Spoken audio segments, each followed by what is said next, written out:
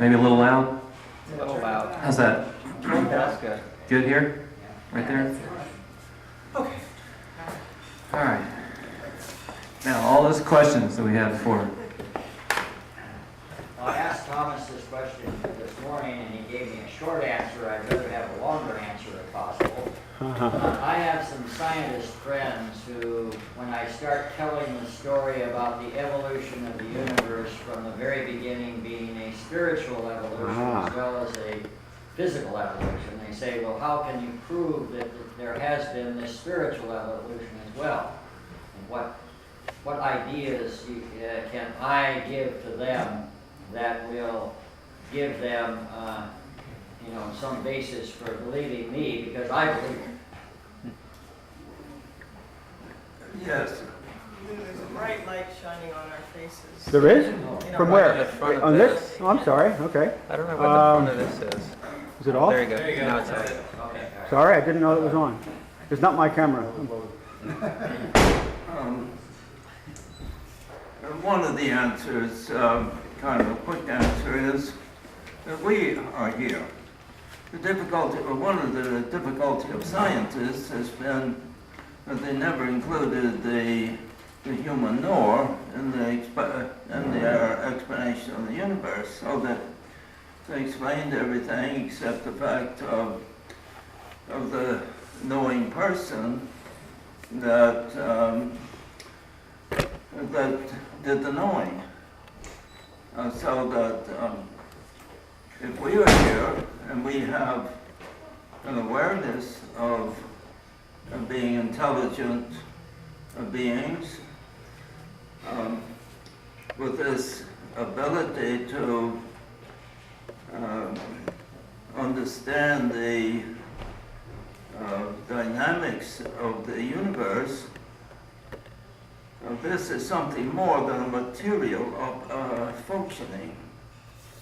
It takes place in a material being, but is not itself mechanistic. For instance, let me explain something.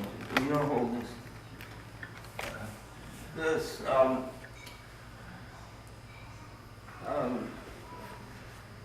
All beings in some manner commune with each other. I say the universe is a communion of subjects, not a collection of objects.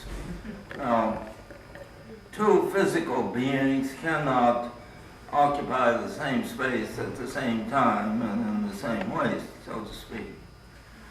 It takes a mode of being that is transmaterial, and a person might say that every being has a form, has a capacity for being known and for being present to other beings without losing their own identity. So that the fact that we relate to the universe by a presence too, like knowledge, to reduce the capacity of the universe to mechanism is like explaining a piece of music through the vibrations of the instruments. To explain a Beethoven symphony by analysis of the vibrations of the instrument just wouldn't make any sense. Or to explain the meaning of a song by its physical vibrations, again, is not a viable thing. So what I would suggest is that this capacity of a transmaterial aspect of the material mode of being is it's a universal thing, I would say, and is a condition for anything existing. A matter, as such, is pure negativity. There has to be a form. Now, a form is something that is something that's known by the mind. For instance, take a tree, take an acorn. The DNA of an acorn is a very complex thing. And for an acorn to do such a complex of functions, or for that acorn to send down seed roots, to raise the trunk,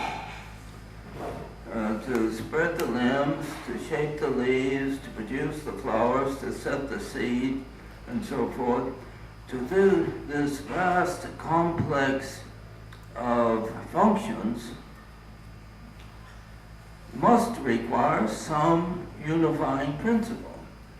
Now, one thing that the biologists are totally against is what they call vitalism. They refuse to accept that there's any vital principle there that we would call the soul, and or the psyche, the psychic, the soul, the spirit, or these are our mind. These are terms that I just generally use interchangeably. But going back to the acorn and the complex of functions now, the operative principle in the DNA formula is not in the formula.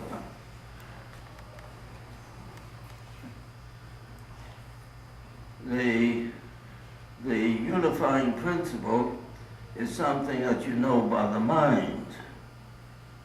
It's not something you can see or hear or touch. You cannot put it into the formula. You can put the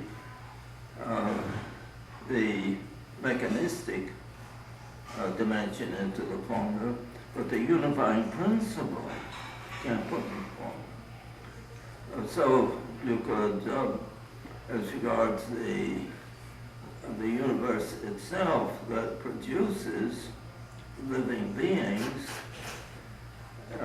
is something that's transmaterial. That's what I have in mind, transmaterial. In the biological order, we talk about animal. That comes from anima, which means soul. You have psyche, translated to Latin, the Greek translated to Latin as anima, translated to English as soul. This is the formative principle of things, which is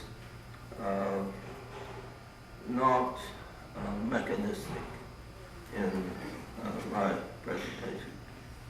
So, will there be some further questions along this line? Or does that make any sense? Or does the fact that the knowing, if we have intelligence, and if intelligence is something more than pure mechanism, then the universe must be an intelligence producing process at this level. But if it's producing this at this level, the whole process has to have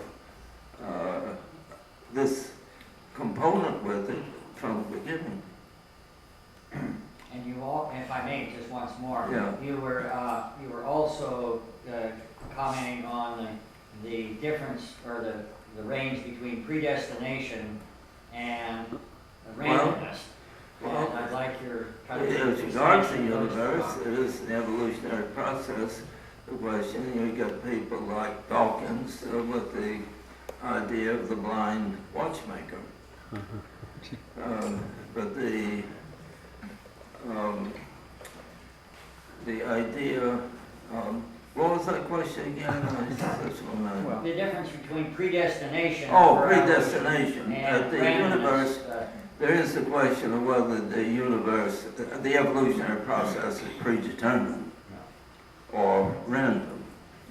Well, Dobzhansky, the outstanding geneticist in this country, in this century, always insisted that the evolutionary process is neither determined nor random, but creative. In other words, in the creative process, a person doesn't already have a control over, a person knows when he finds something. A musician is looking for a certain effect or a certain melody that carries a certain meaning. When he's looking for it, he has to try this, has to try that. Evolution tries this, tries that, tries the other thing. But it knows that it is moving into a period of discovery. Now, evolution moves forward, backward, sideways. Microphase evolution. Macrophase evolution, which is the larger evolutionary process, is itself not explicable in terms of microphase evolution. And so that there must be a drive, and this is considered a bias, toward moving from the less to the greater complexity, and from lesser to greater consciousness. And so, if you examine something at a certain stage of consciousness, you will find that the more evolved states of consciousness are later than the less evolved. And so that there is this tendency toward, or this energy. I'll tell you, I've had the two energies, the two aspects of energy, the tangential and the radial. The tangential is what held things in their present status, and radial was the energy that is seeking a further development or a further mode of expression. So in general, evolution proceeds from the less to greater complexity, from lesser to greater consciousness, to lesser to greater centration. So I propose that, but are there further questions in this line? Yes. Yeah. Do you think that Christianity, with its focus on anthropocentrism, is at odds with deep ecology? That Christianity, Do you think that Christianity, with its focus on anthropocentrism, makes it by definition at odds with the deep ecology movement?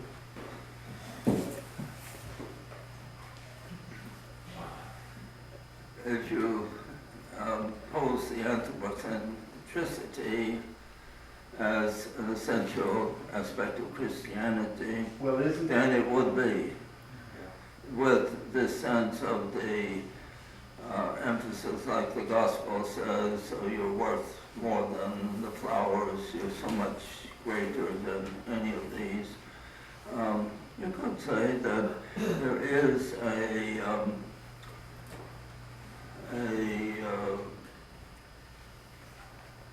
it's vulnerable in that direction. And when Christianity, with its emphasis on the spiritual dimension of the human, combined with the emphasis of the Greek world, the humanistic elements of the Greek world, you have the foundation of the anthropocentrism of the Western world.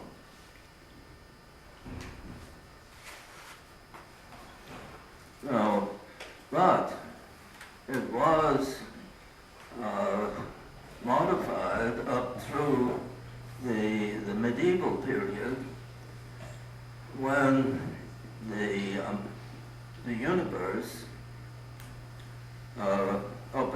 that time was considered as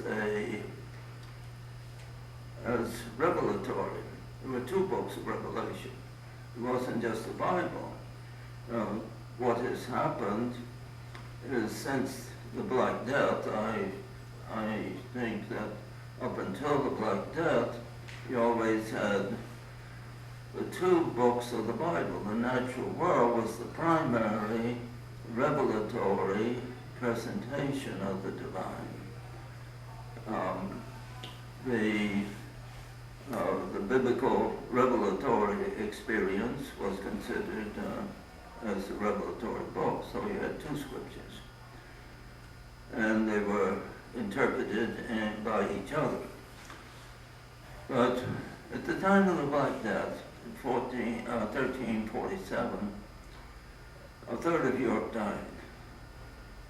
In Florence, within 6 months, it passed from something like 90,000 to 45,000.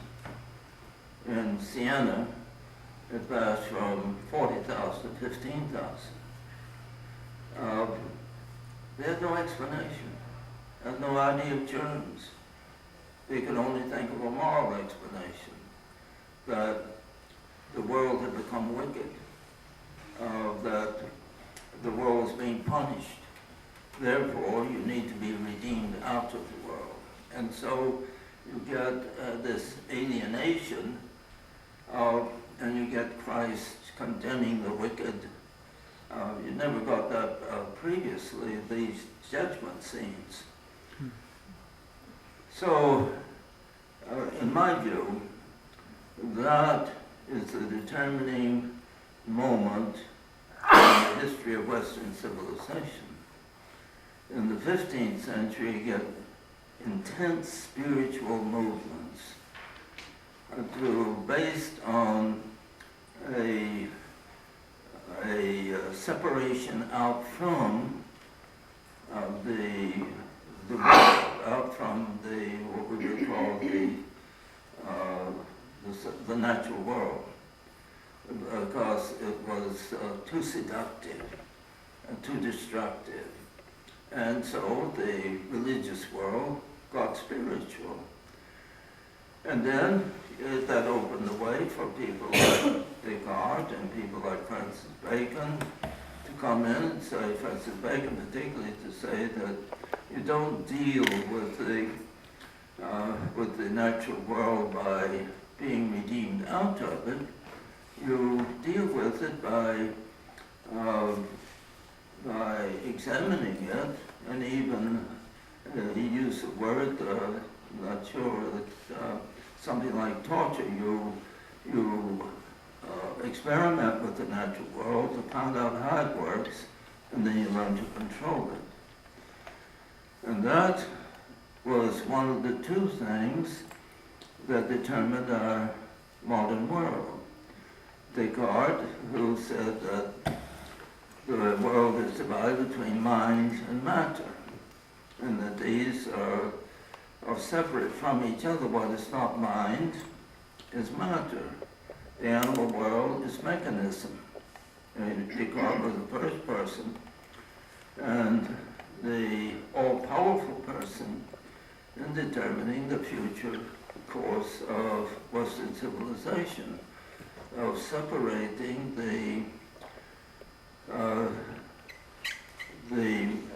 world of mind, the human world, from the rest of the mechanical world. A bird had no inner vital principle. It was mechanism. It was only mind and matter. And then when Bacon comes in and says the way to deal with the universe and with the natural world is to learn to control it. And then Galileo comes in and does the first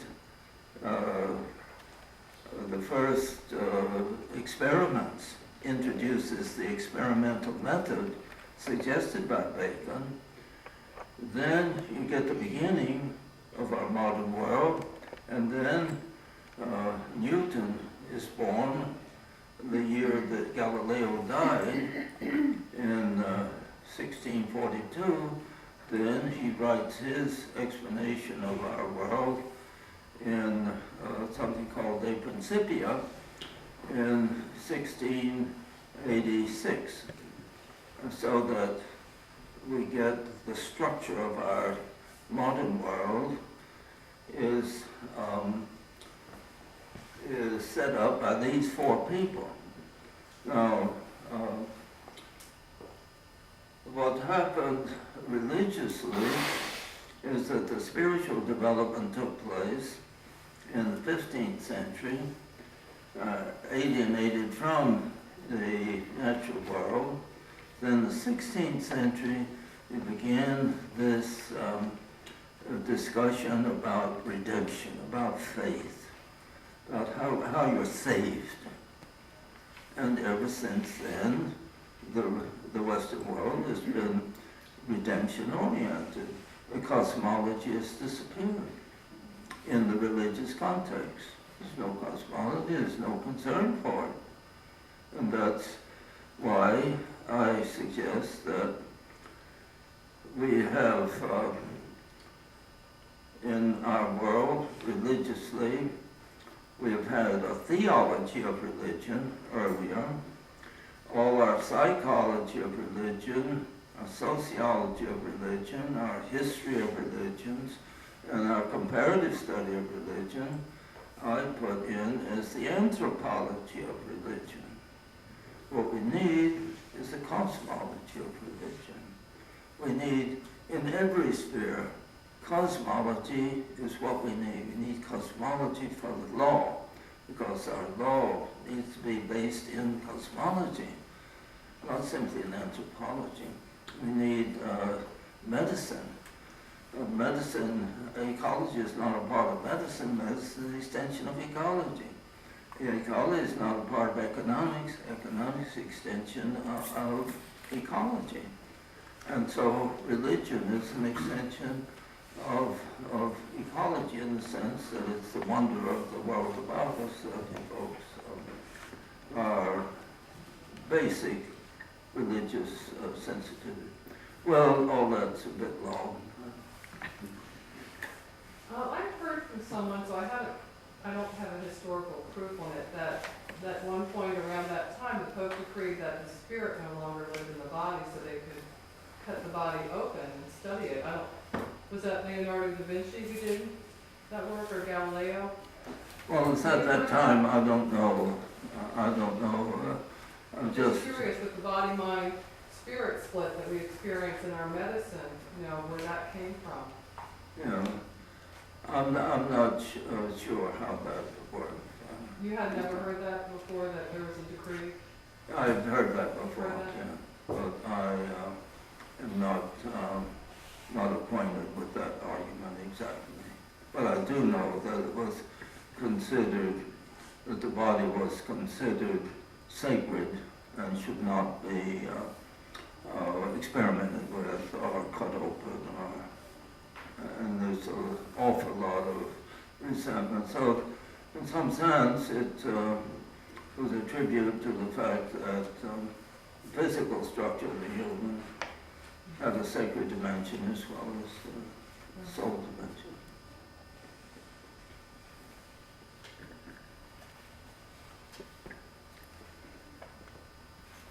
I'll ask a question for Ruth, and you can answer whichever part you want to, Ruth, but if we're concerned about the rainforest, what should we do? And then also, it's a very wide open question, but can you say anything about north-south issues as they relate to ecology? North-south USA. No. No. Northern Hemisphere. Northern hemisphere inside the poor countries and the rich countries. Yeah. Use your mic, please. Just reflecting. Okay. Take 10 seconds. I think the first part about what can we do, before that is, am I concerned about the rainforest? Because everybody has their different calling. And some people will be called to do something towards rainforests, and other people might be called towards doing something towards their local river, and other people working on holistic healthcare, etc. So I want to honor that everybody's path is their individual one. But since you asked that question, when I was at a workshop in Connecticut the other day, I was telling people about the recent Home Depot victory, which is a campaign that Rainforest Action Network from California has launched recently. In less than 1 year, they moved Home Depot to an agreement that was announced last month to phase out old growth timber from their shelves. And Home Depot is the #1 retailer of old growth products. Wow. And so Home Depot has now agreed that by the year 2002, they'll use ecologically sustainable timber on their shelves, and that as part of that, they'll train their employees to be aware of what that means, and they're taking inventory right now to look at where their woods come from and how can they replace their woods. So I was explaining this victory, and what makes the victory even stronger is that the top 15 retailers have been targeted as part of the campaign. And the #2, Lowe's, which I understand is located in this area, Lowe's is competing with Home Depot to beat them, but that they'll phase out their old growth before Home Depot. So the whole situation has radically turned around. It's one of the most hopeful things that I've heard this decade, perhaps, in this area. And the campaign too was run in a really beautiful way, very peaceful campaign with lots of humor. For example, people offered old growth tours down the aisles. They'd take people down the aisles announcing, over there you see some redwood banisters, and that redwood comes from the forest in British Columbia, and over there you see Wen, and that's from New Zealand. And so they take people on tours around the aisles to really educate them. So the first thing that I guess I'd say is educate yourselves, educate ourselves about where things come from. Where does the wood come from that we're buying? So at this workshop, after I mentioned this to her, a woman in the group said, so when I buy some wood, should I be inquiring about where that wood comes from? And she was about 60 or so, and asking this question in a very open way. And I said, yeah, definitely you should be inquiring about where the wood comes from in that product. For that matter, in many products, you'd want to inquire about where this product came from. And she said, but if it does come from the rainforests, or if it's old growth, and I don't buy it, well, it's already on the shelf. Anyways, so then I explained to her about making every dollar a vote, using our dollar to vote for the practices that we want to endorse or not endorse. And perhaps I burst her bubble a little bit as I went through the slew of products that she might buy on an everyday basis, but basically 99.99% of what's available in a store is going to be unecological. So I'm answering your question in a bit of a broader way, but that on the consumer end we have a lot of power. By using our dollars in a wise manner, we can state what it is we want to support and what we don't want to support. And yeah, let it sit on the shelf, because if enough people let it sit on the shelf, then that product will not be produced anymore. Won't be obvious in the short term, but in the long term, we would see that. Tell the truth to young people. I hear parents who aren't telling their children that the rainforests are imperiled, and trying to hide the truth from ourselves and each other. So being authentic about the situation, not necessarily exaggerating it, but just being truthful that the rainforests are logged. The primary reason for the Latin America forests going down is fast food burgers. So another really easy thing is to encourage each other and our friends and neighbors, etc., to not eat at fast food burger joints. because the cattle is being grazed, and the rates of deforestation in Latin America are largely an effect of cattle grazing. Very hard to target the fast food chains on this end, because the minute the beef comes into the country, it's slapped with a label that says "Made in the USA." So you have to be at the border and somehow, be the person slapping on the label or something to investigate that matter. Of course, you can be part of a project. The works that I showed last night, we always welcome people to participate. We need skills of all sorts. I mean, not only do we need volunteers to go down to projects, but we need help from people of all realms. We need help in cyberspace. We need help with legalities. We need help with accounting. We need help in all areas, and it's not just us who does rainforest protection projects, but we could help hook anybody up who wanted to help out in any little way. Basically, we need help with graphics and getting the word out and writing letters, and just simply being a person on cyberspace who can send letters out. Email activism is hugely successful. People's lines are being bombarded by emails and faxes, and for example, to the World Bank or to a company that's doing wrong in some way, and they're stopping their practices sometimes based on email bombardment of concern. Northern and Southern Hemisphere. Rich nations, poor nations. I mean, What was the question about rich nations? well, it's just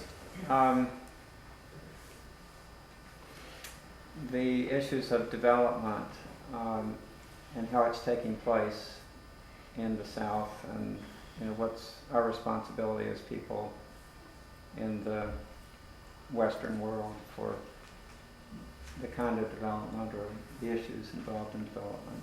I mean, it's a very broad question.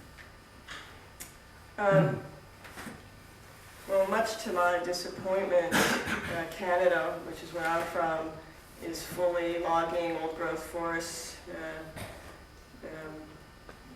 on the west coast, and primarily I believe in Ontario as well. And the rate of deforestation is just as rapid as in other countries.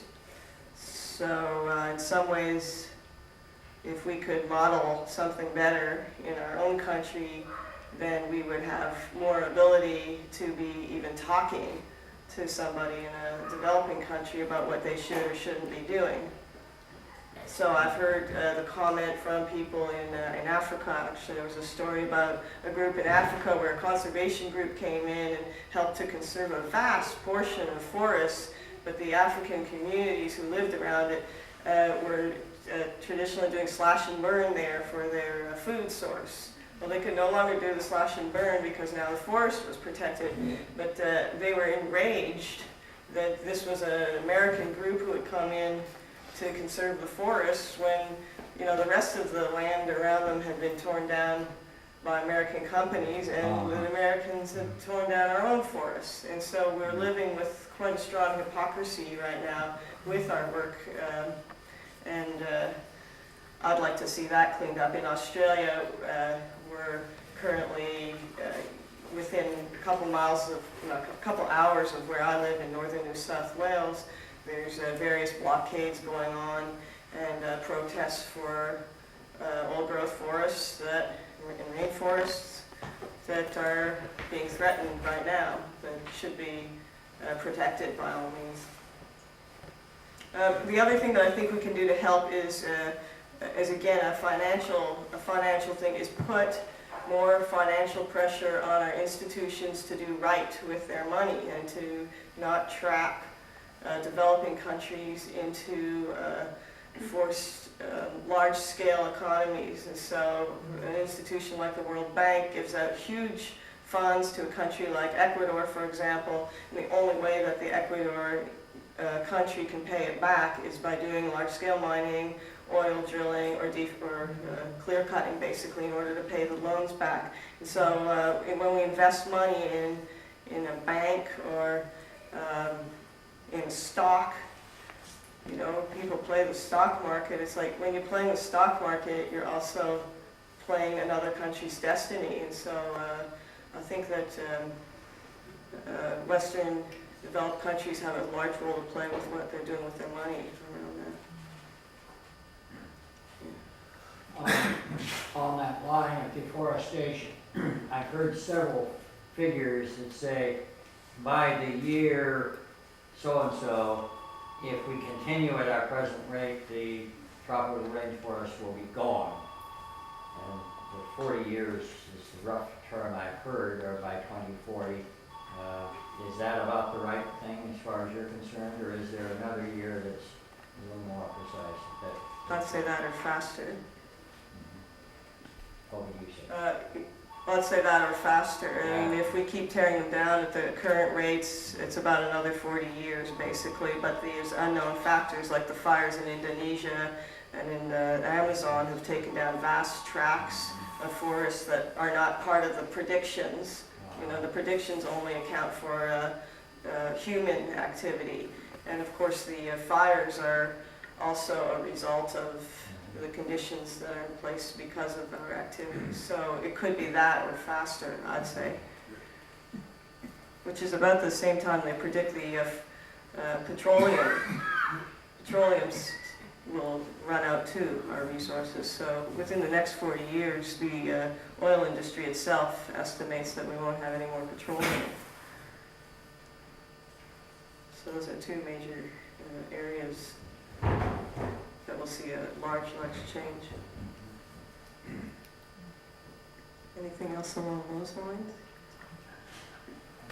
I got a possible topic. People were talking, as often do, talking about optimism, pessimism, hope versus despair of the situation. And Thomas, I've heard you talk about people and projects that you're aware of that are exemplary projects and people putting forth exemplary effort in their fields. And I'm sure you would have some ideas that contribute on that as well. Maybe you can talk about what you see going on around the world that is giving us some sense of hope. We live in just amazing times where there's a certain dominant devastation taking place. But since Rachel Carson, even earlier than that, in 1948, Fairfield Osborne came out with his Our Plundered Planet, which was the first of the real critiques of what was happening on a planetary scale. Then Edward Himes in the 50s did his book on Soil and Civilization, which again was a global survey of what was happening. And then Rachel Carson comes in with the DDT expose in 1962. In 1972, we get the Stockholm Conference, which was the first conference of the nations called by United Nations, with 170 some countries present. It was dealing with this issue. It was very unsatisfactory. But as a consequence of that, 90% of the nations present went back home and set up environmental protection agencies. These were the first. At that time also you get this, the Club of Rome, you get the Limits to Growth book put out by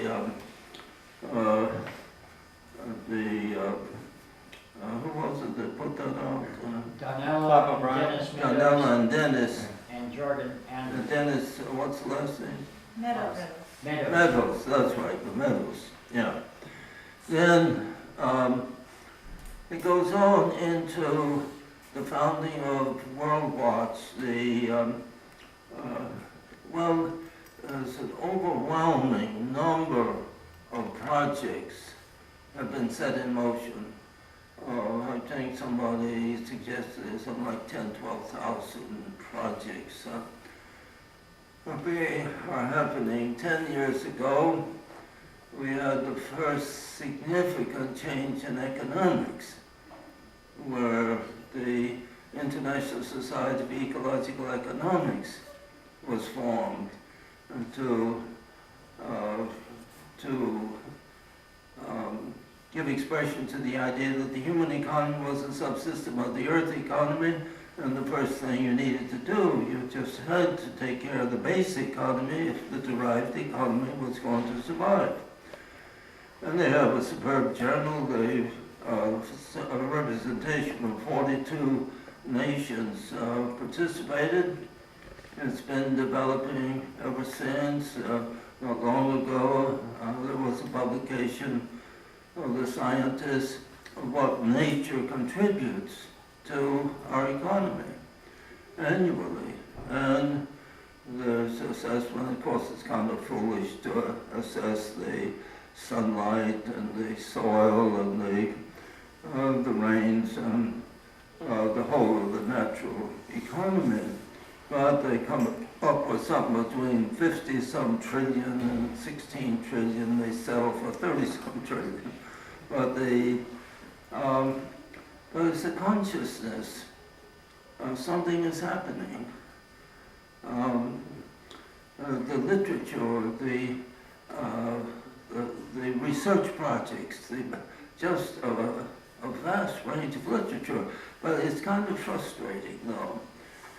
Because, for me, one of the most frustrating things is the special section in the New York Times in the spring and in the fall that gives the hundreds of colleges put their courses for the next semester in, their programs and courses and so forth. And you get just, I don't know how many colleges are represented there, but I paged through it, page after page after page, nothing on the ecology issue, nothing environmentally. No programs mentioned, no, and as far as last year, last spring, as far as, that's the last one that I have looked at. So the universities are so terribly backward.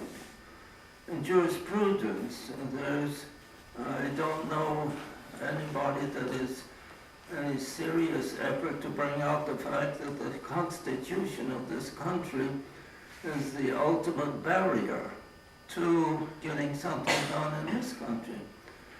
Because the Constitution is wonderful for humans, it's a total disaster for the non-human. And so that I'm surprised at jurisprudence, that there's not something really radical critique of this. Now, Chief Justice Douglas in the 1960s, already he wrote a book on the rights of natural objects. And I have been saying that every mode of being has three rights. Right to be, the right to habitat, and the right to fulfill its role in the great community of existence. So that it's looking back over all this, and then you have such wonderful people like in the architectural field, the city architecture, Richard Register, you have in the farming of the Great Plains, you have Fred Cushionwan with the organic agriculture, you have Wes Jackson with the Land Institute. You can go on and on and on, and Amory Lovins in the energy field and so forth. So, it's something that is kind of baffling to sum it up and say, are you hopeful, not hopeful? Well, I work so much in trying to understand the positive things that are being done and critiquing the negative things,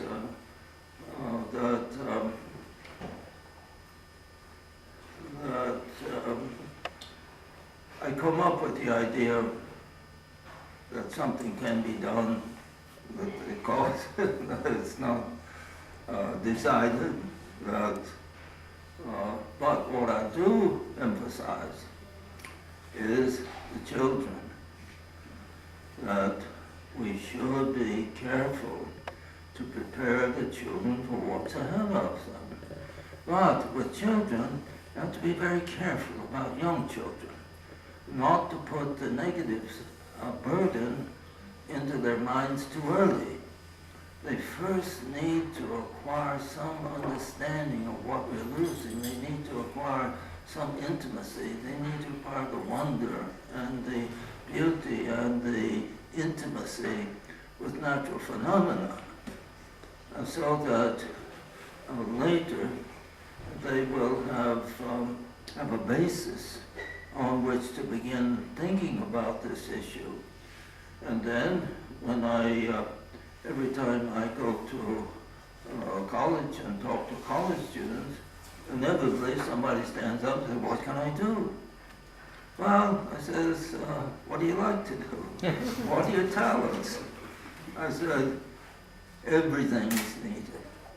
Everybody is needed. We need lawyers, we need economists, we need farmers, we need business people, we need teachers, we need healers. Everybody is needed. There's nobody that's out of the game." And in this book, I have also this section, The Great Work, that this next generation, particularly, we didn't ask to be here at this time ourselves. Our children didn't ask to be here at this time, and but nobody chooses their parents. We don't choose the time and place of our birth. We don't even choose our physical mode of being. These are all determinations. They're historically governed by a force that we are, in a certain sense, thrown into existence with many capacities, with great challenges. In each period, each person, each locality has its challenge. But this particular challenge that faces the next generation is something very unique. But I also said that the powers that put us here, the historical powers, and I talk about being chosen by history, we are chosen, so to speak. We don't choose. We are chosen for the time and place and the challenge. And the nobility of our lives depends on the way we deal with whatever challenge there is out there. Anyway, I talked a little bit about this in something I gave in Florida a few years ago. And next morning, a young mother came to see me, and she says, she has a 9-year-old boy. Says, "You know, my son came to me this morning." He says, "Mother," said, I'm chosen. There's something for me to do in life." He was excited. He felt that we all like that, have a feel of a challenge, but something special for us. So I think that if we can continue to elaborate the issue, to understand precisely what it is, if we can deal with it ourselves within the areas of our competence, if we can begin to see that the educational process, there are 4 establishments, the pressures on government and the government, the corporations, the intellectual establishment, and the churches, the religious, religious, intellectual, economics, and the political. These are the four establishments. And we need to, all four of these need to feel their responsibilities. Of these four, I say the religions are too pious, government too subservient, the corporations too acquisitive, but the universities should have some sense. In a sense, I think that despite all our difficulties with the universities, I think we need to work on all four of these establishments. But one that I am trying to get to is the universities.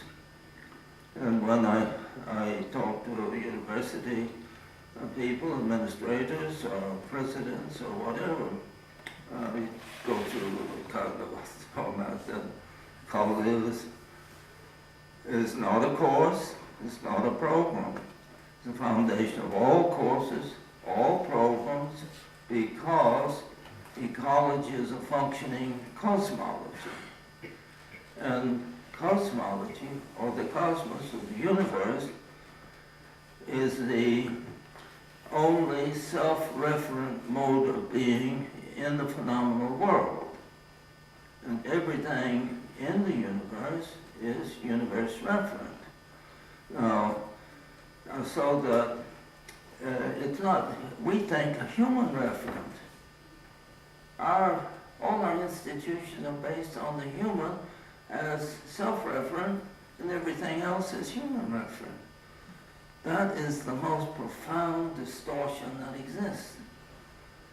And that's the cause of everything. So we figure we have the rights. If I have property and there are trees on it or wetlands, I can do what I want to with it. That's democracy. That's constitutional. That's asserting our individuality. So forth. So that, but as long as we are self-referent and everything else is human-referent, then we can't stop it. But that's the importance of establishing what is the referent in value and in the work that we are doing, and how to set it in a context that can carry the weight of the issue. Because this is, we have to be very careful that the basis that we establish can carry the weight of the problem and can be can support a establishment of a viable planet. Now it's not viable, but this is the most challenging thing that has happened. There was it that this man from Cambridge, who was it that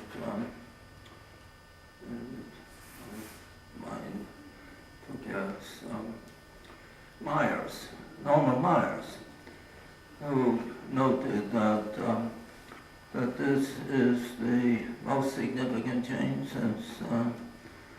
since the basic origins of life 4 billion years ago. So that it gets to be kind of overwhelming and all that. That's why a person has to laugh at ourselves trying to do something at this order of magnitude. But there we are. Yes. We are, all right.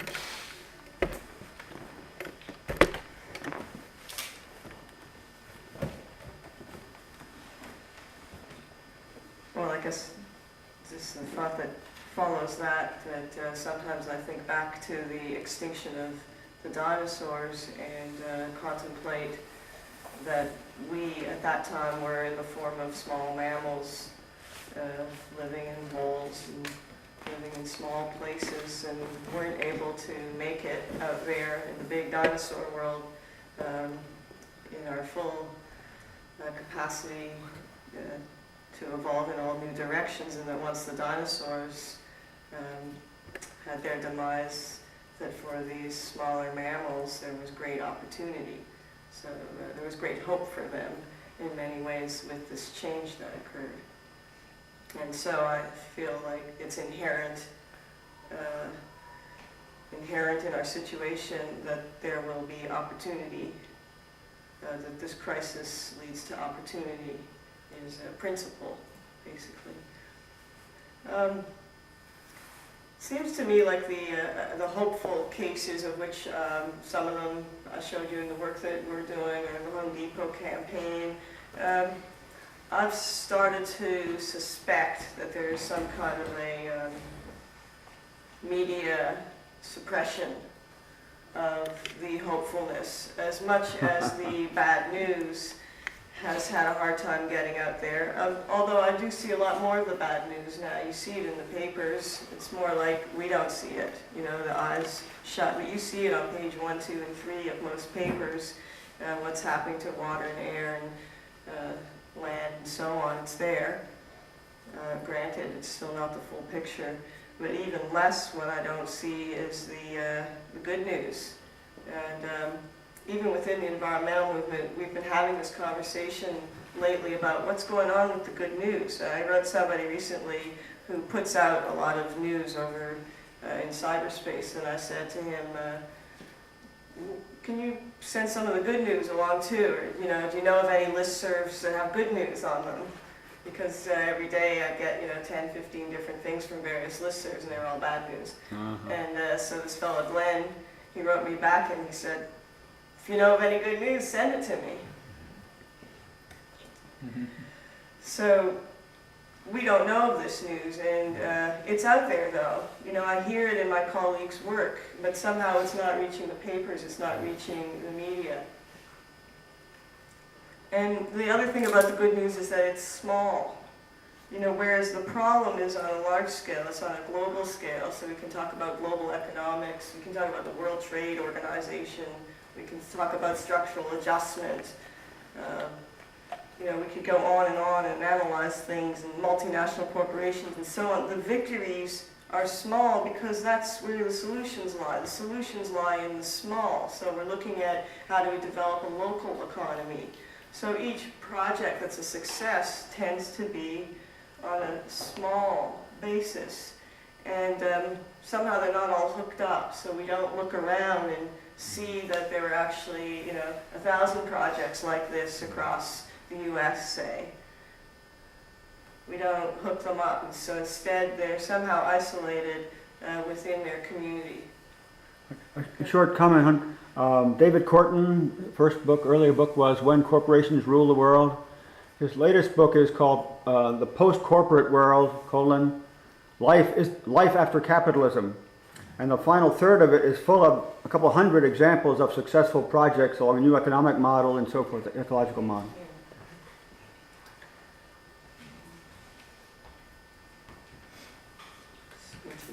I'm sorry, I It's interrupted.